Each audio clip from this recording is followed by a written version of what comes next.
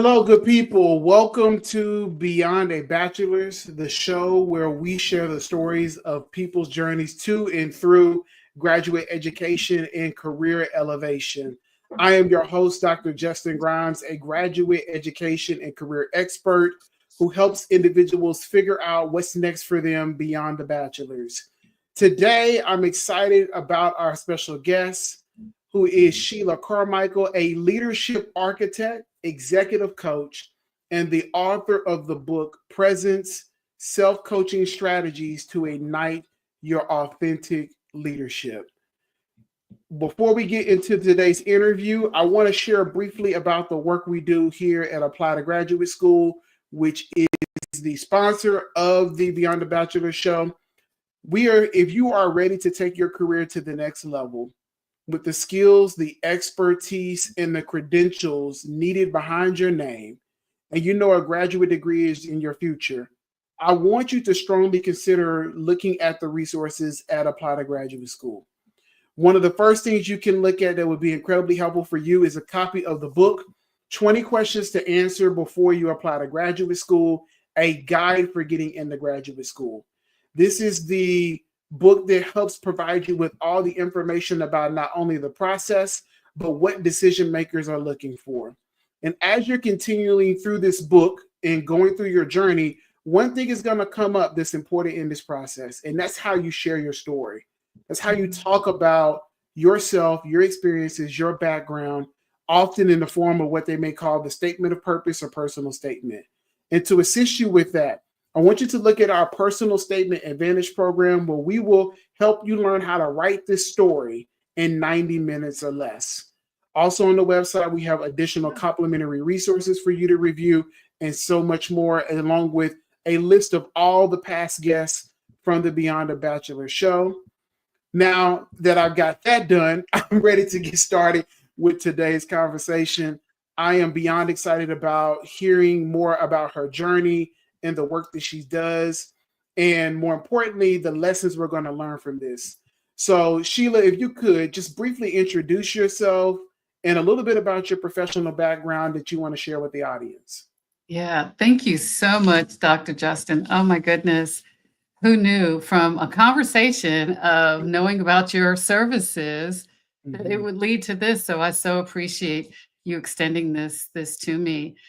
Yes, I'm Sheila Carmichael. I consider myself an authentic leadership architect. And the reason for that is because I've coached, I've trained, I've consulted many people in corporate arenas as well as outside of corporate arenas, just trying to figure out what's their next move and what's their next step. So I'm helping them to really tap into what's really their purpose and what they want to do, and help them get going in that right direction as their executive coach.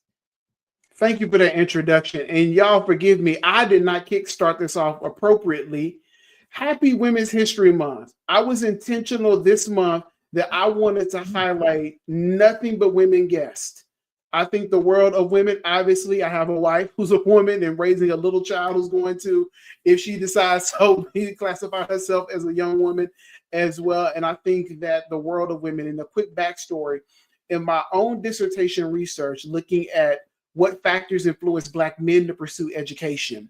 One of the themes came from that research is that in order for Black men to pursue graduate degrees, master's, PhD, just about anything, Black women have to be a part of that process. Black women were the mentors, they were the coaches, they were the instructors, the custodial staff, the administrative assistants.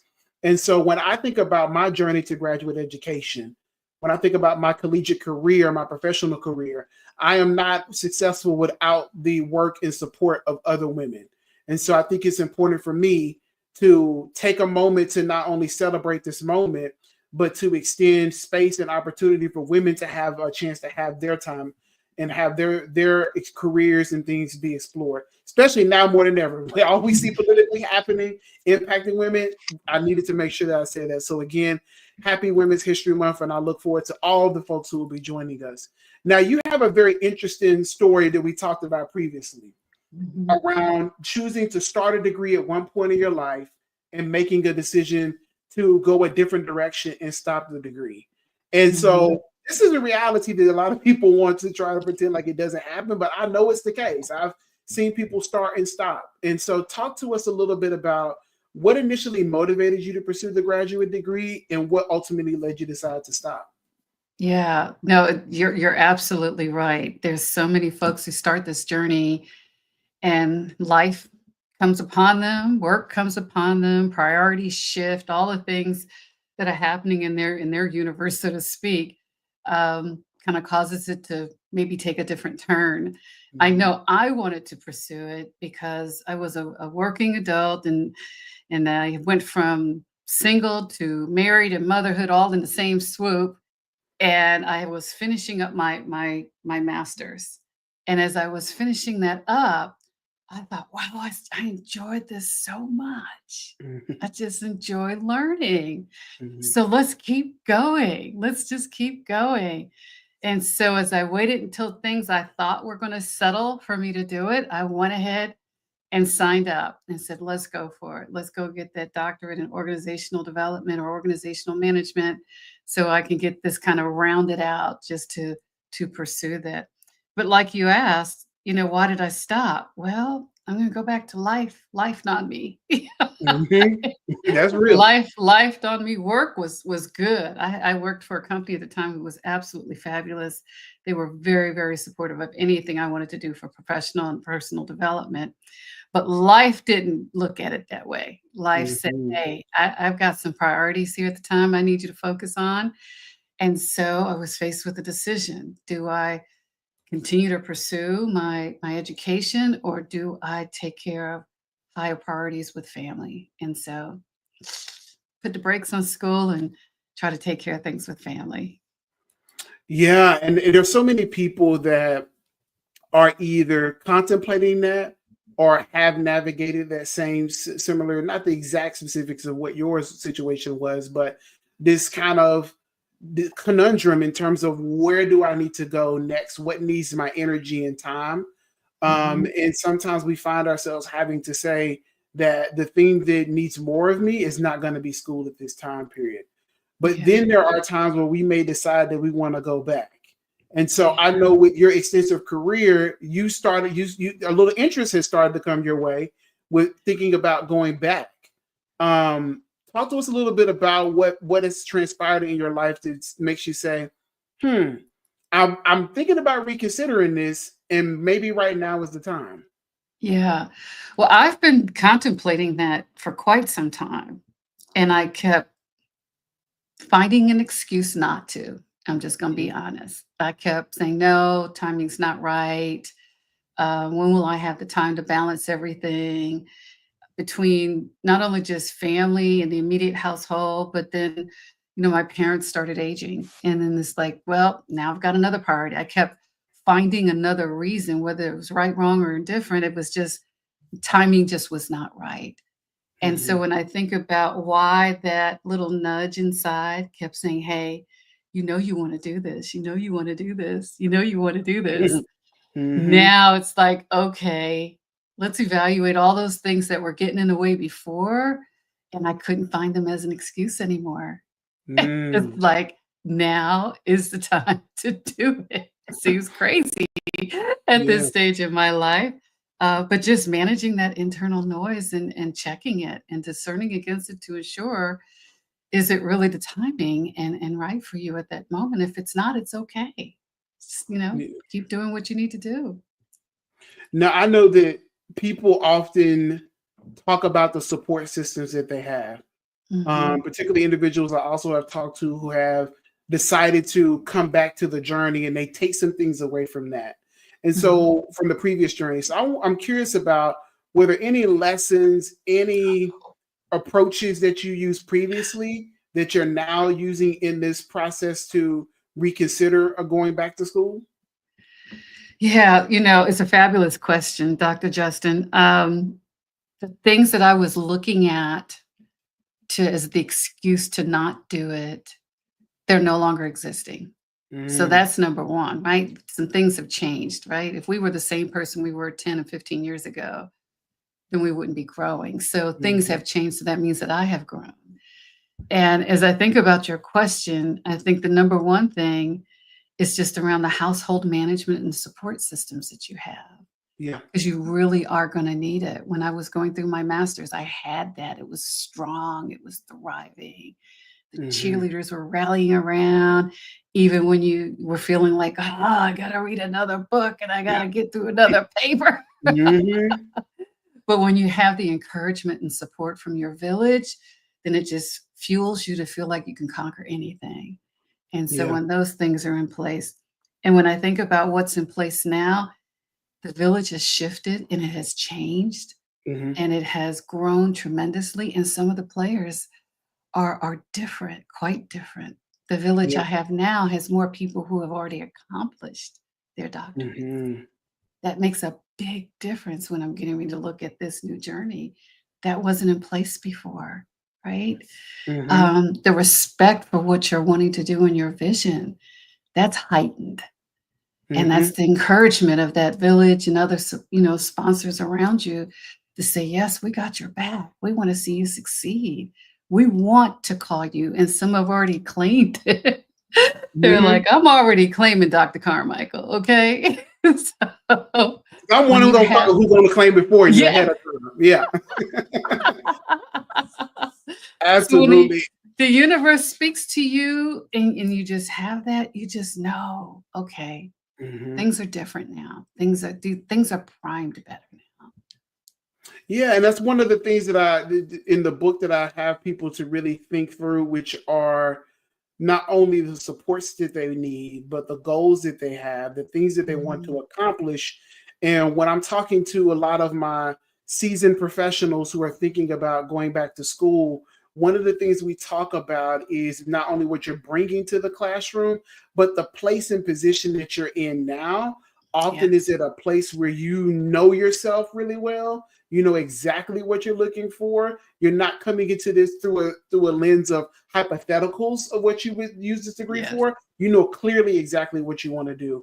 And speaking Mhm. of such, I'm curious, for you, uh, thinking about the question of why now, and Mhm. based on your extensive career experience, what do you hope that this graduate degree will provide you with? You know, how will this degree and either enhance the career that you already had or allow you to shift in some different type of work?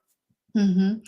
No, another fabulous question, because that purpose and that why is so important, because you're gonna have people, even those who you love and cherish, um, unintentionally, they're really trying to protect you, almost sway you to not pursue it, you know? Hmm. "Look how old you are, Sheila." Really? I've even had folks say, Judge Judy says when you get past 30, if you don't have it by now, you need to let it go. Well, okay. Mm. All these different things. So when I think about the systems and the things that are in place now to help with defining, my anchors have been redefined, my values and purpose have been redefined. And the things that will be in place now that wasn't there before, as well as to help with the success of that, right? That's now different. And so what's it gonna do for me? Oh my God. Uh, can I just be kinda honest and Oh transparent? yeah, let's just be completely transparent.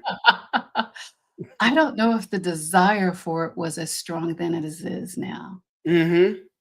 I don't know if it really mattered to me then, and even with support of my career, I didn't believe it needed to be then.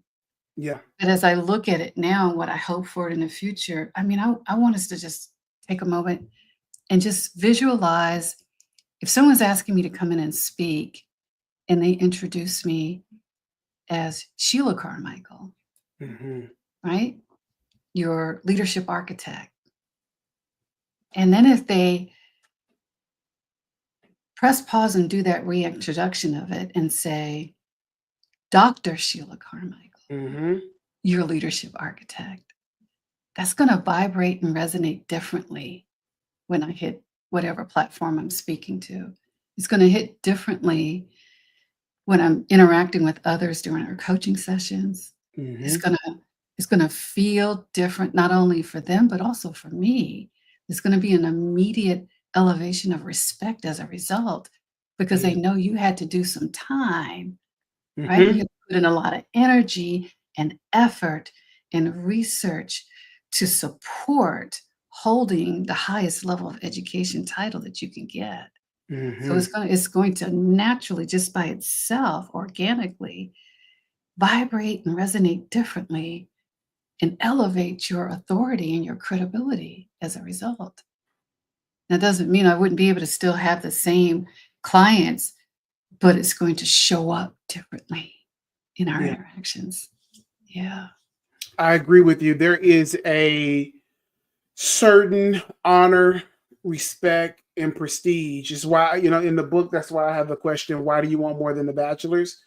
And one of the reasons why people decide to do it is comes with not just the credentials, but the prestige around your Mhm. name and what people associate with the value of what you bring. It's just different. It hits a little bit different to people It's when they different. see the title doctor. And for me, I tell people a lot of times the same individuals bring a wealth of knowledge and experience. They just didn't have the credential of which you would have respected in a way that would have commanded the type of value that they demand, that would have Exactly. commanded the types of income that they demand, the Mhm. experiences they want, the attention that they need. Mhm. And so I think that's what's added when we decide to pursue these degrees is that for some people, it is literally the qualification that you must have.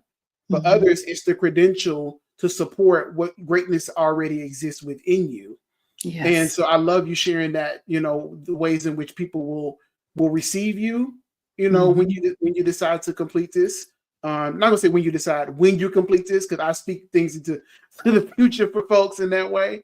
Um, but it has me really thinking too about the preparation, Mhm. balance of life. Do you mind And if I add to that with just yeah, a go ahead. short personal story, just Dr. Justin, Mhm, because it really that so touched my heart. I remembered when I graduated high school and I was trying to pursue my bachelor's at that time, and life and everything else kind of hijacked it. So I don't have the traditional educational track, so to speak. Like you mhm, come from high school, then you go to college, and then from college, maybe wait a few years, and then you go into a master's program. Mine was quite different. Mine was quite different.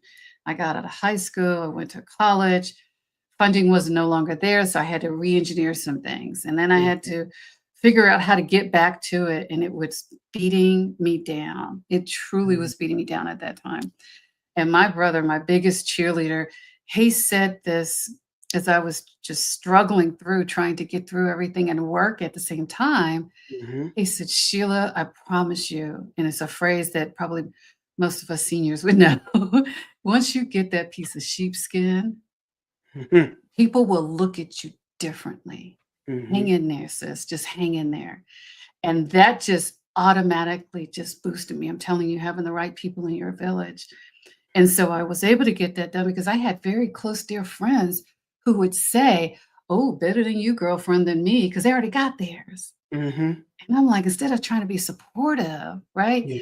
You throwing me some shade. That's not cool. So, Mhm, right? mhm. And he was right. I didn't change as the person, but the way people viewed me changed, Yeah. right? I came in with a little extra knowledge because of what I learned, but it didn't change the way I was applying it because it was still me applying it. And the Mhm. exact same thing happened after I got my master's. It was like, Mm. "Oh, you've got your master's in education?" It's like, "Yeah." And some people looked at that and they pooh-hooed because of where it came from, but Yeah. so long as I had it, I knew I had done the work. I mean, I even remember a conversation with a president telling me, "Well, wouldn't you want it to be from Princeton or Yale?" I said, "Yeah, if the wallet afforded it or you sponsored it, but right now I gotta work with what I can work with." Mhm. And so I know firsthand, just from observing the reactions of others, something happens. Didn't change my heart. It didn't change my humbleness about me when I got each little piece of sheepskin, as my brother referred to it. Mhm. But something happened when they looked down at the resume or during the interview, and they saw a bachelor's in this and a master's in that. So I can only imagine what's going to happen when they say, oh, now a doctorate in this, Mm-hmm. right? It, Mm-hmm. it, it holds up your credibility. And it's unfortunate that there's that bias around that. But if it's something that's going to fuel you and support your dreams and vision, go for it. I'm going to go for it. It's years later, but I'm going to go for it.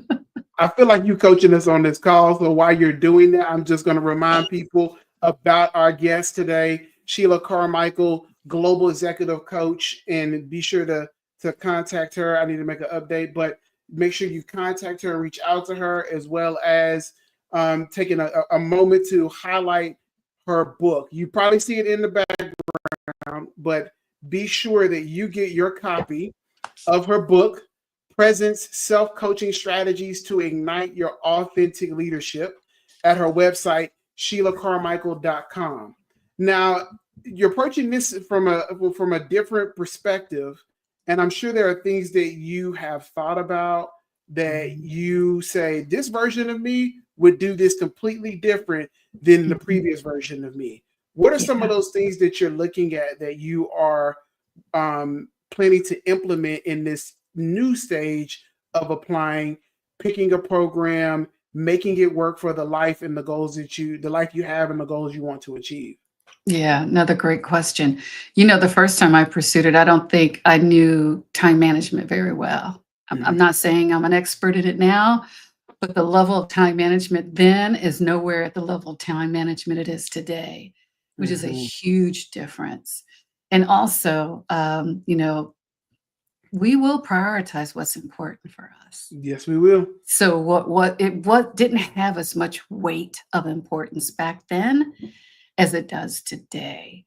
So you will manage and strengthen your no's when it's important, and you will manage and discern more deeply on your yeses when it's important, right? Yes.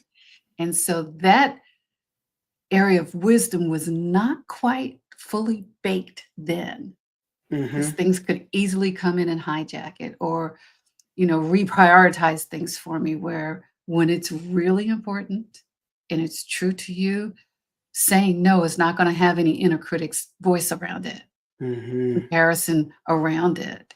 And saying yes is not going to have the same thing, because you're going to be more focused and you're going to be more anchored with what it is that you desire, because it's important. So that's the number one thing. My time management skills, my anchors to activate what's truly for me, and just being much more savvy at how to time manage. And time management is not just on a calendar. It's the way my behaviors are showing up to reinforce what I put on my calendar. I talk about that in my book. Is it really time management, or is it your relationship to time? And my relationship to time then wasn't very good. I'm just going to be honest. My relationship to time now is what really matters most for me. I love you sharing that, because when I talk to working professionals who are managing putting school into life, one of the biggest hurdles that they are having to overcome is their relationship, using your language, relationship with time.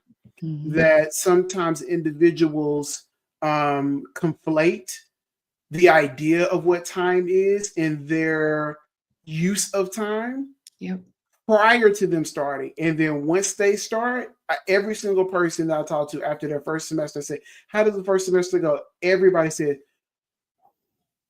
and I know what's behind that is a lot of the second question, which is that Wu tells me that there were some challenges. What was the biggest one? Managing my time. Managing time. People usually don't talk about the academic piece of it first, the challenging assignments, the faculty that they had to go with, maybe choosing the wrong program. It is about the time, because so often we have been able to do things in a certain way. We've created routines, we've created structures, maybe we have good boundaries set up, rules for how we govern our lives, and now we're interrupting all of that to then put this new dream into that. And that can Mhm. be really hard for a lot of people. So I'm Yeah. really appreciative and thankful that you're mentioning that piece about relationship of time. Mhm. Because as I, recommend to people from the very beginning, clients that I have is I want you to carve out an hour a day for around 5 to 7 days for a period of at least probably a month or two.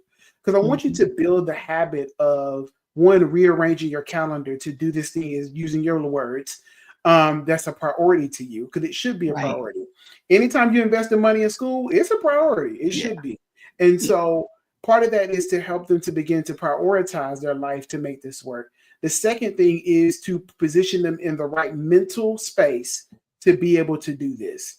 Because if you're Mhm. struggling to commit to an hour of leisure reading, an hour or 30 minutes of leisure reading, 30 minutes of writing, then grad school is going to be very challenging because now you get the freedom to do what you want. But at the point when you enroll and start taking classes, there are expectations of you. Yes. And I think part of what contributes to some of the challenges that could impact a person's decision to stop is the Mhm. factor of time and feeling like they don't have control over it. And it Yeah. made me think about, advice that you would either give yourself or other people. If you were talking to another individual who is saying, Sheila, I'm thinking about doing this, or Sheila, I'm already in this position and I'm feeling like I need to stop or give up. Mhm. What's your advice to them? Oh, I I try to refrain from handing out advice Mm-hmm. because Or I'm you're like, coaching, right? This is a coaching session, and a client is saying, I'm trying to thrive in my career, I coach, know. and So I if you're read the trying to book. thrive in your career, and Yeah. at some point you did make the decision of putting some weight of importance and priority on this, Mm-hmm. and now you're second guessing that, Mm-hmm. right? So I would go back to what's behind the second guessing. Mm-hmm. And one of the things that you asked earlier with me, like how do you know what's going to help you this time that maybe wasn't in place before? It's the clear purpose, defining your reason, Yeah. defining your what I call your anchors, the values of how this aligns to what you want, and then ensuring that you're revisiting that every day so that Mm-hmm. you can make that happen. So if it right now something's causing you to second guess it, I'm like this fascinated explorer around the way people think. So I'm thinking, what's the cause behind the second guess? Yeah. And let's get that addressed. It may not get removed, but if we can at least identify it, Mm-hmm. then we can make sure we have some backup strategies Yeah. for when it surfaces again to say, okay, no, not today. Mm-hmm. And how to say yes to something else. Again, strengthening your no's and discerning on your yes. So even if it means taking a pause, what commitment will you make for yourself to re-engage? Mm-hmm. Right? What's needed to to realign back to what you want for you?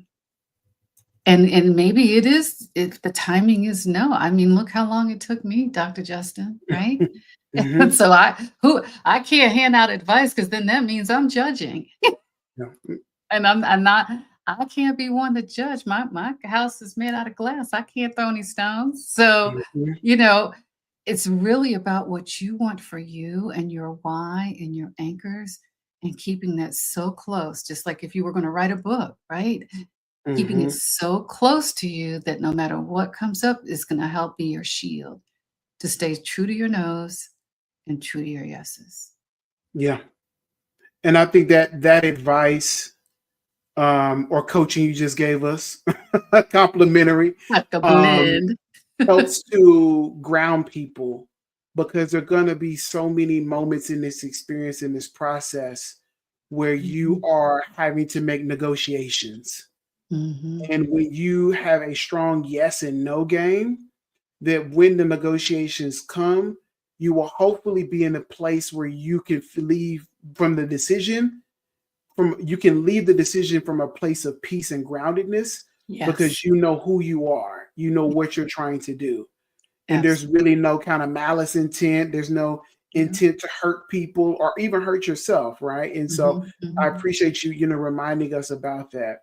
Now, one of the things that I think back to even when I was doing my master's degree, I had a very unique experience in terms of who were my supervisees.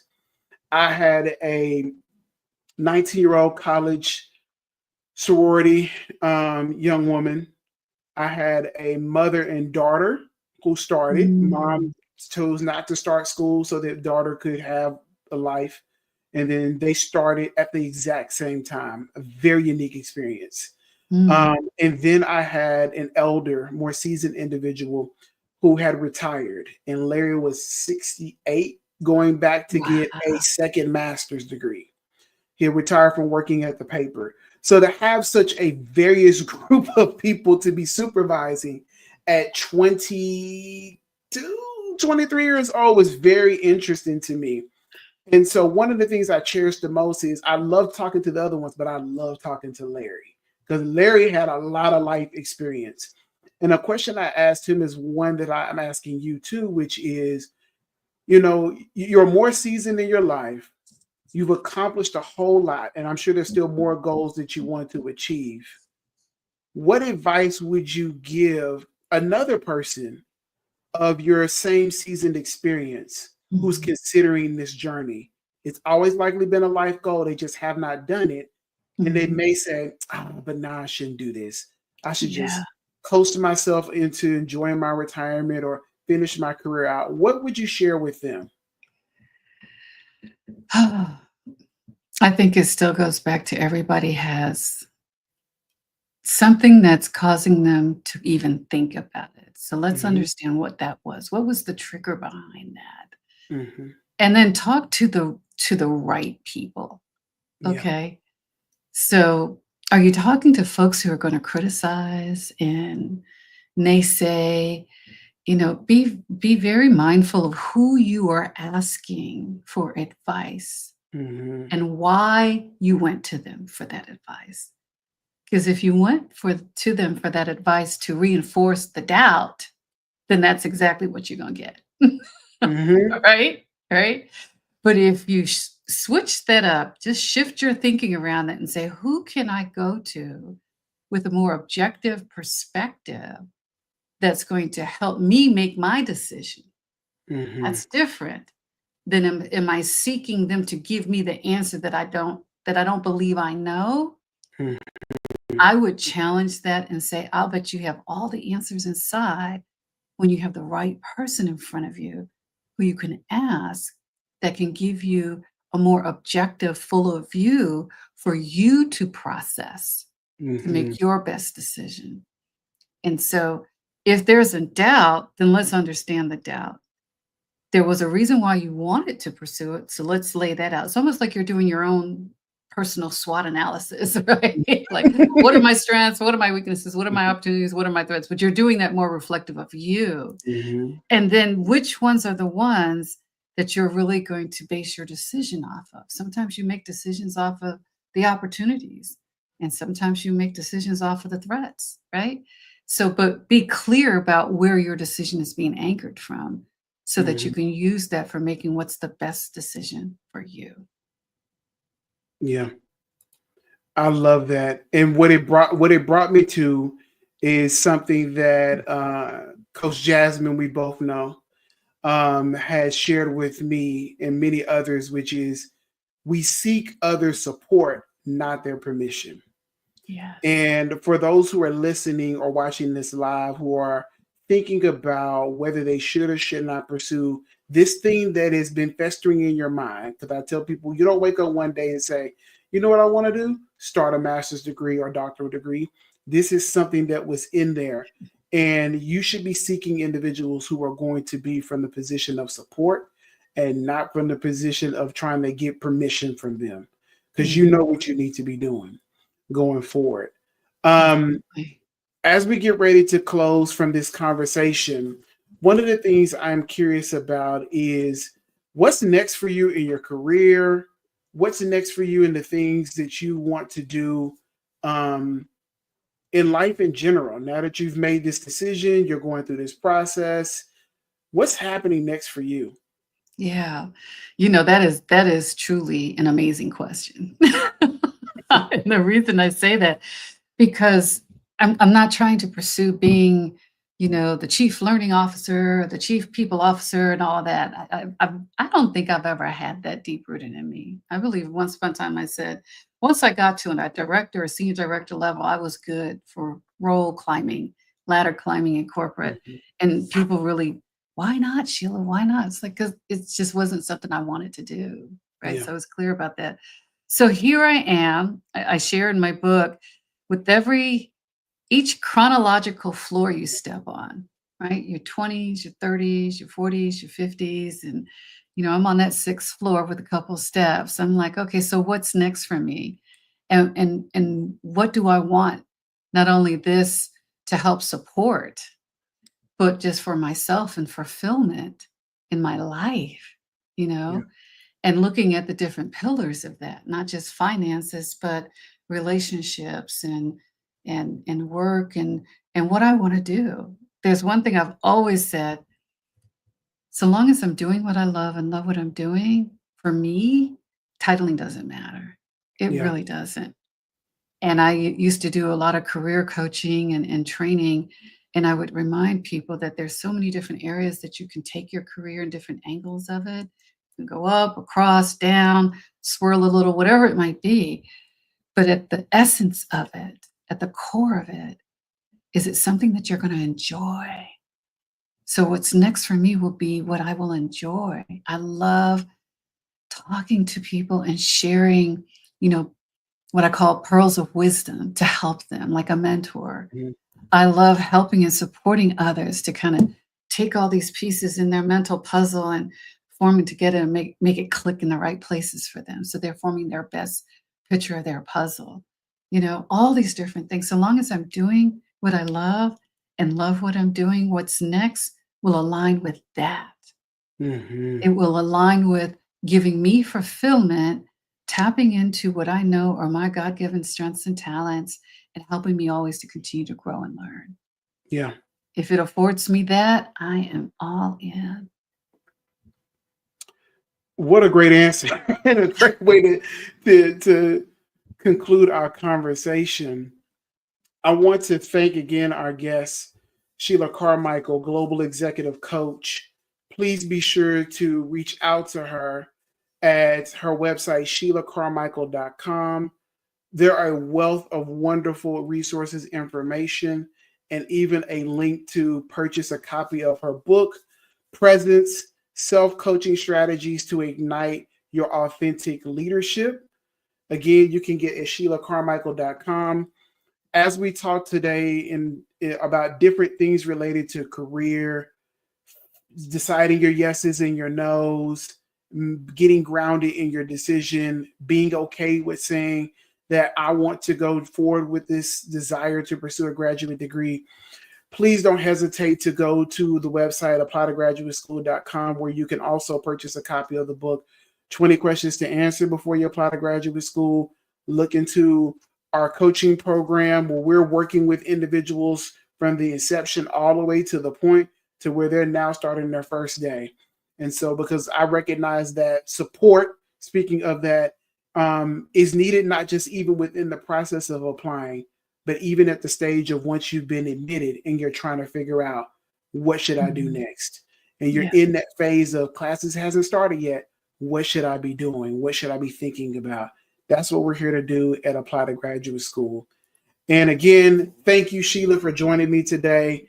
I'm your host, Dr. Justin Grimes, founder of I- Apply to Graduate School. And I want to give Sheila an opportunity to say any other final words. my final word is to you, because I want people to know how amazing you really are. So we connected through our connection in another program. And I said, let me just, touch base with Dr. Justin, and he's the expert around this. Just one conversation. Oh my God. If you're having all that internal swirl, should I, shouldn't I? What are things I need to understand?